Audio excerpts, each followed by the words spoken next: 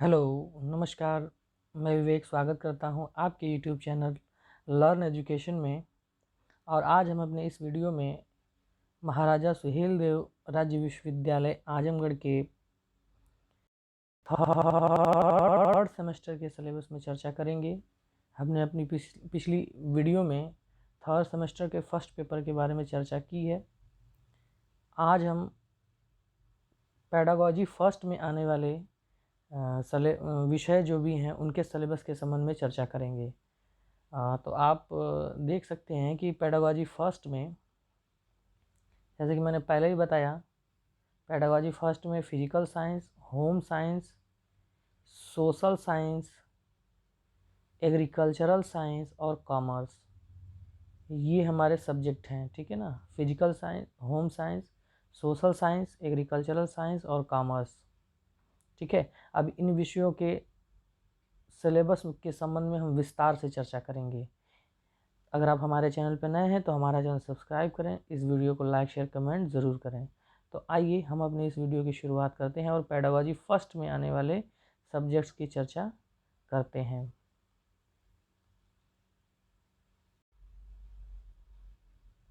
तो देखिए, ये हमारे पेडागॉजी फर्स्ट में सबसे पहला जो ऑप्शनल पेपर है फिजिकल साइंस, है ना। जिस स्टूडेंट का ग्रेजुएशन में साइंस ग्रुप रहा होगा वो इस सब्जेक्ट का चुनाव करेंगे। तो आइए इसके सिलेबस के संबंध में विस्तार से चर्चा करते हैं। ये फिजिकल साइंस जो है वह 4 यूनिट्स में जो है डिवाइडेड है, जिसमें फर्स्ट यूनिट में हमें importance of physical science in school curriculum, है ना। फिजिकल साइंस में एक बात आप समझ लीजिए कि फिजिकल साइंस में केमिस्ट्री और फिजिक्स दोनों ही सब्जेक्ट इंक्लूड होते हैं। ठीक है ना, तो फिजिकल साइंस की बात यहाँ पे की जा रही है, फिजिकल साइंस।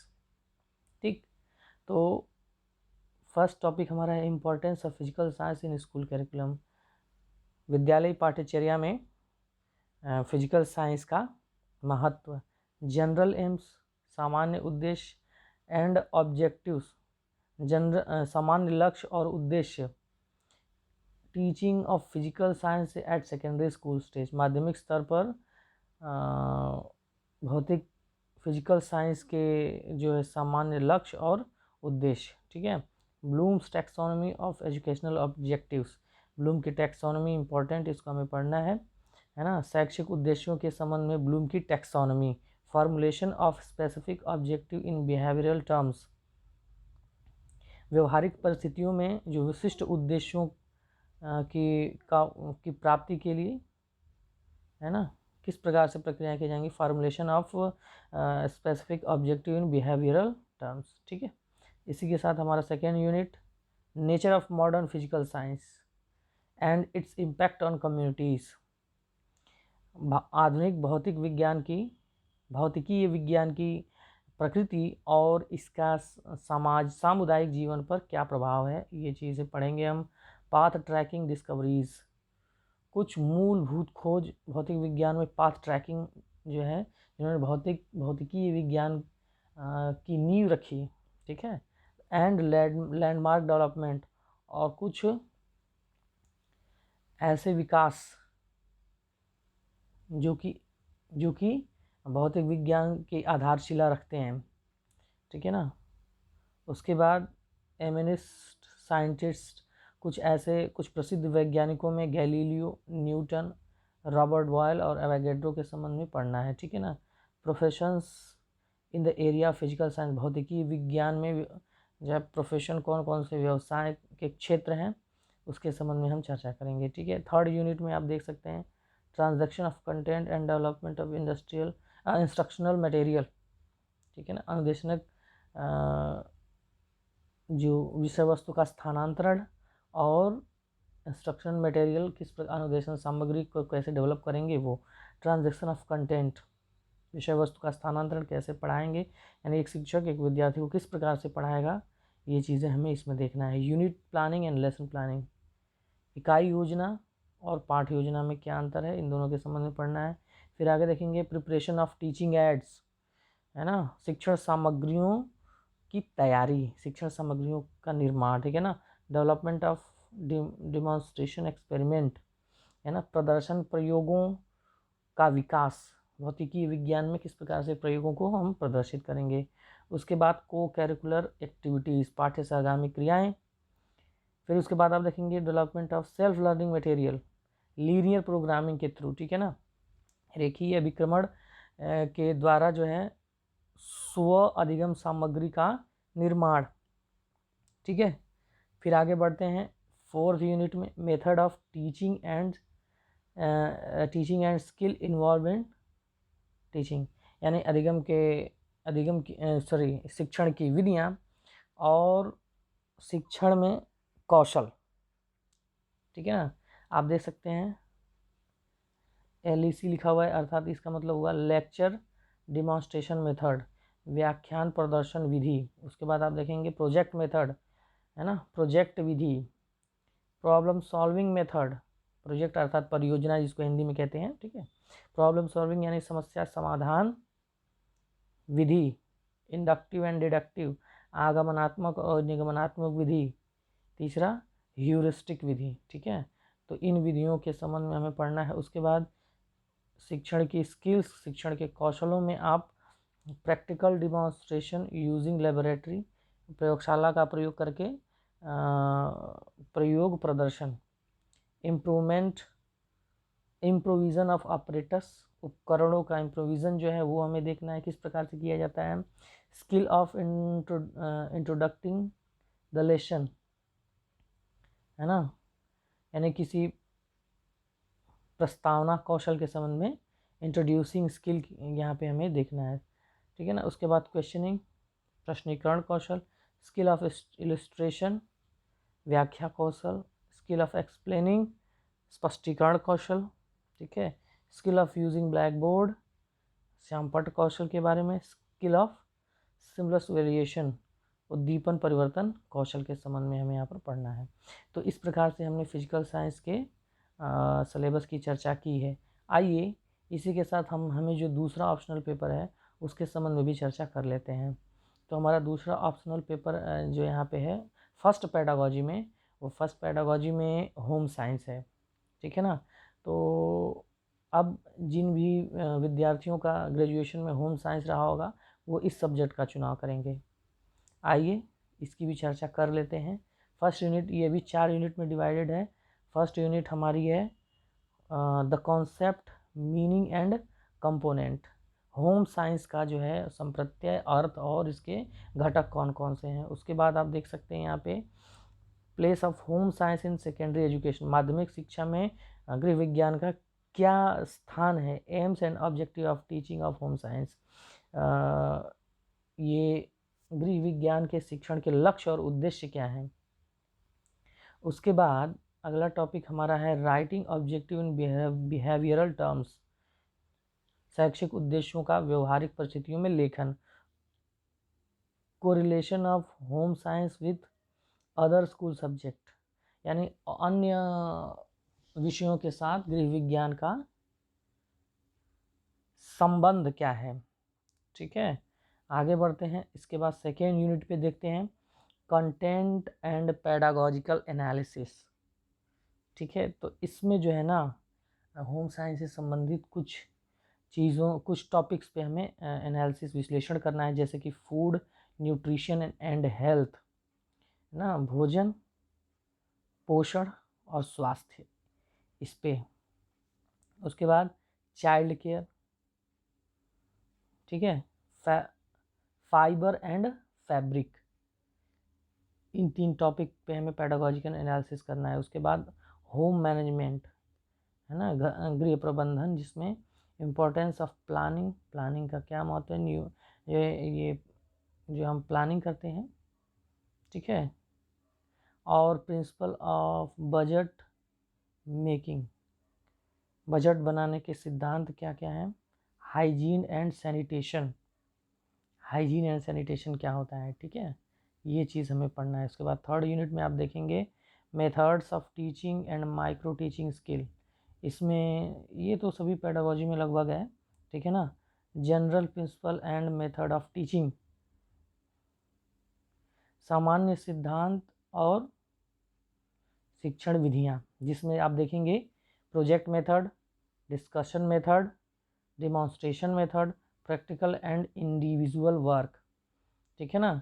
परियोजना विधि, डिस्कशन जो है, परिचर्चा विधि जिसको कहते हैं, डिमॉन्स्ट्रेशन अर्थात प्रदर्शन विधि, प्रयोग विधि और इंडिविजुअल वर्क वैयक्तिक कार्य विधि, ठीक है।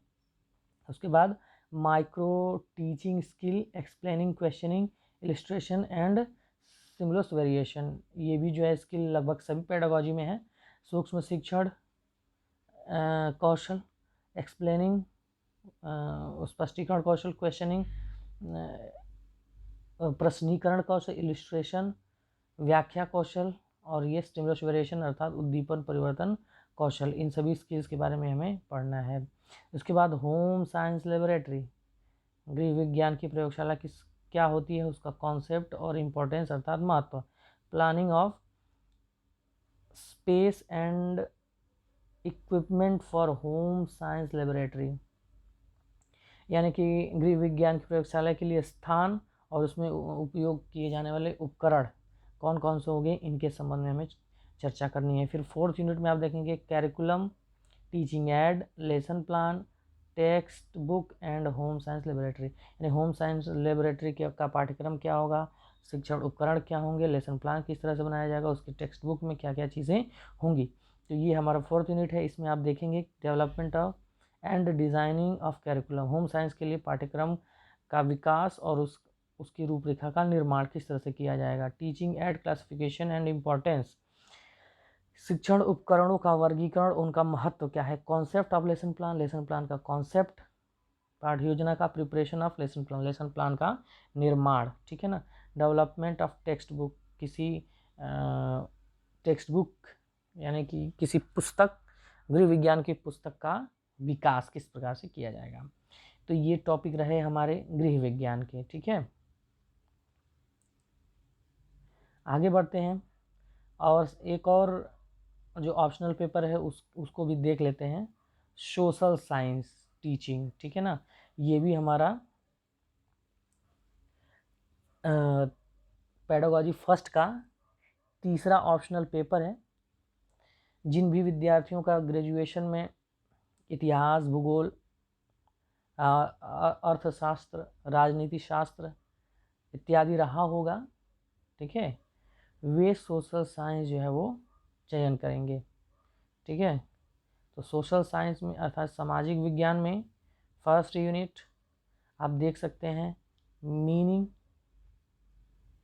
Objective, purpose and scope, social science के, ठीक है ना। सबसे पहले अर्थ, प्रकृति, संप्रत्यय, सामाजिक विज्ञान और सामाजिक अध्ययन के, ठीक है ना। सामाजिक अध्ययन के अर्थ, प्रकृति, संप्रत्यय। उसके बाद integration of different subject of social science, विभिन्न सामाजिक विज्ञान के अंतर्गत आने वाले सभी विषयों का, विभिन्न प्रकार के विषयों का जो है इंटीग्रेट करना, मिलाना, सम्मिलित रूप कह सकते हैं, ठीक है। हिस्ट्री देख सकते हैं, सिविक्स, नागरिक शास्त्र, इकोनॉमिक्स, अर्थशास्त्र, जियोग्राफी अर्थात भूगोल एंड सोशियोलॉजी, समाजशास्त्र, social science at school stage, विद्यालय स्तर पर इतिहास, भूगोल, अर्थशास्त्र, समाजशास्त्र, नागरिक शास्त्र, ये ना, ये इन सब का जो है इंटीग्रेशन, एक में सम्मिलित रूप, ठीक है। Aims and objective of teaching of social science at in secondary school, माध्यमिक शिक्षा में सामाजिक विज्ञान के शिक्षण के लक्ष्य, उद्देश्य, ठीक है। आगे बढ़ते हैं। यूनिट 2 में आप देखिए, यूनिट 2 में कैरिकुलम के संबंध में अर्थात पाठ्यचर्या के संबंध में हमें पढ़ना है। General approach and underlying principle of curriculum construction, ठीक है। सामान्य उपागम और सिद्धांत कैरिकुलम निर्माण के लिए, यानी पाठ्यचर्या निर्माण के सामान्य सिद्धांत और उपागम, their applicability in construction of social science curriculum, और उनका सामाजिक विज्ञान पाठ्यचर्या के निर्माण में उपयोग, ठीक है। Study of recent curriculum development in UP, and other state including national curriculum. ठीक है, आप देख सकते हैं कि रिसेंट में यानी जल्द के ही जो पाठ्यचर्या के विकास हुए हैं उत्तर प्रदेश में और अदर स्टेट में, साथ ही साथ विद्यालयी ये राष्ट्रीय पाठ्यचर्या को सम्मिलित करते हुए उत्तर प्रदेश और अन्य राज्यों में जो सामाजिक विज्ञान के पाठ्यचर्या का अध्ययन हुआ है उसके संबंध में हमें पढ़ना है। Gradation and organisation of courses in the context of UP. Uttar Pradesh के परिप्रेक्ष्य में पाठ्यक्रम का संगठन और उनका ग्रेडेशन, ठीक है, इसके संबंध में हमें पढ़ना है। उसके बाद आप देख सकते हैं यूनिट 3 में मेथड एंड टेक्निक्स, जो कि अदर पेडागोजी में भी रही है। हमने देखा मेथड्स, विधियों में कौन सी, लेक्चर मेथड है ना, व्याख्या विधि, कन्वर्सेशन मेथड, समूह पर चर्चा विधि, डिस्कशन मेथड, वाद विवाद विधि है ना, प्रॉब्लम सॉल्विंग, समस्या समाधान विधि, प्रोजेक्ट मेथड, परियोजना विधि, सोर्स मेथड, स्रोत विधि, फील्ड विजिट है ना। उसके बाद रोल प्लेइंग, भूमिका निर्वाह, यूनिट प्लान मेथड, इकाई योजना विधि। टेक्निक में आप देखेंगे स्किल ऑफ क्वेश्चनिंग, प्रश्नीकरण कौशल, स्टोरी टेलिंग है ना, स्टोरी टेलिंग मेथड स्किल जो है। उसके बाद कहानी के द्वारा, ठीक है ना, सिमुलेशन, ठीक है, इसके बारे में। एड्स, उपकरणों की कौन कौन से उपयोग करेंगे टीचिंग एड्स में, use of audio and video material है ना, श्रव्य दृश्य सामग्रियों का उपयोग, and electronic media and teaching of social science. Social science के शिक्षण में electronic media, audio visual material किस प्रकार से उपयोग करेंगे। Preparation of low cost teaching aid, low cost teaching aid, कम खर्च वाले शिक्षण उपकरणों की तैयारी करना, ठीक है। इसी के बाद 4th यूनिट में आप देखेंगे लेसन प्लानिंग, पाठ योजना का निर्माण, जिसमें यूनिट प्लान अर्थात इकाई योजना, लेसन प्लान पाठ योजना, इसके steps and components of lesson plan, इनके निर्माण के जो पद हैं और घटक हैं कौन कौन से, ठीक है, लेसन प्लान के निर्माण के। तो ये हमारा रहा 4th यूनिट, ठीक है ना, सोशल साइंस पेडागोजी का 4th यूनिट।